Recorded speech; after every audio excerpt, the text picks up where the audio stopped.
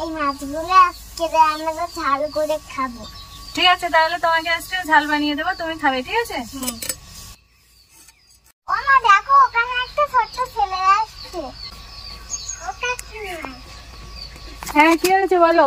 ওদের তো মাছ দেবো, অনেকদিন মাছ খাইনি। যা, কোনো মাছ হবে না।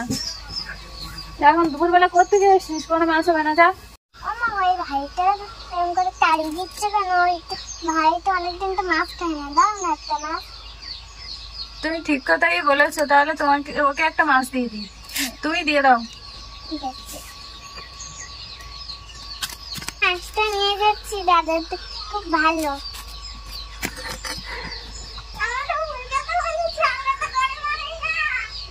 আমার ভেবেছি সত্যি সত্যি এটা করে, কিন্তু মাছ নিয়ে তো পালাচ্ছে।